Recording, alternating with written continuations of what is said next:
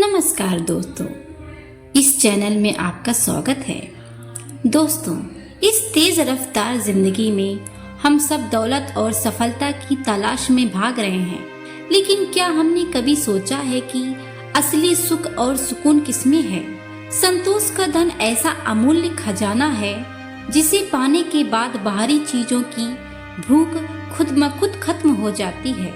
स्वामी विवेकानंद जी के विचारों से जानेंगे कि कैसे संतोष का ये अनमोल धन हमारी जिंदगी को नई दिशा और गहरा अर्थ दे सकता है। तो आइए इस यात्रा में हमारे साथ जुड़ें और जानेंगे कि कैसे अपने संतोष के धन को अपने जीवन में अपना सकते हैं। अगर अभी तक वीडियो को लाइक नहीं किया तो लाइक कर लें और चैनल को सब्सक्राइब भी। संतोष का फल, आइए दोस्तों इसे कहानी के माध्यम से समझते हैं। एक पंडित थे जिनका नाम सत्यनारायण था। शहर के बाहर अपनी पत्नी के साथ रहते थे। एक दिन जब वो अपने विद्यार्थियों को पढ़ाने जा रहे थे तो उनकी पत्नी ने उनसे सवाल किया कि आज घर में खाना कैसे बनेगा, क्योंकि घर में केवल मात्र एक मुट्ठी चावल ही है।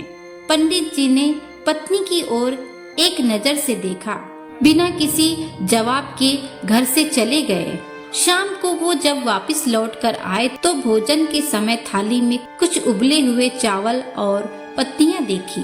ये देखकर उन्होंने अपनी पत्नी से कहा, भद्रे, ये स्वादिष्ट शाक जो है वो किस चीज से बना है?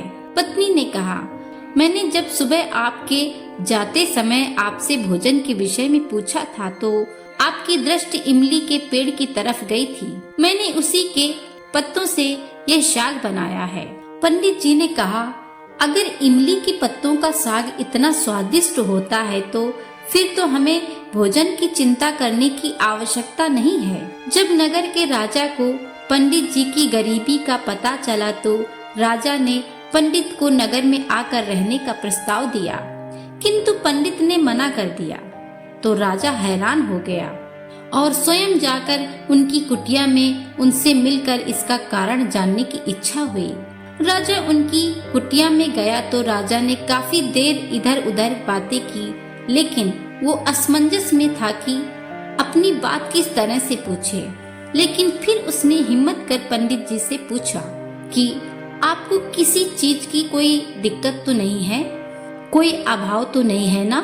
पंडित जी हंसकर बोले, ये तो मेरी पत्नी ही जाने। इस पर राजा पत्नी की ओर आमुख हुए और उनसे वही सवाल किया।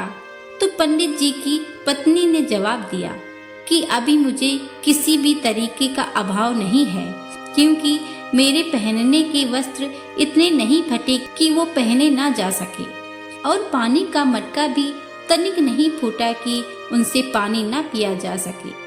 और इसके बाद मेरे हाथों की चूड़ियां जब तक हैं मुझे किसी चीज का अभाव हो ही नहीं सकता।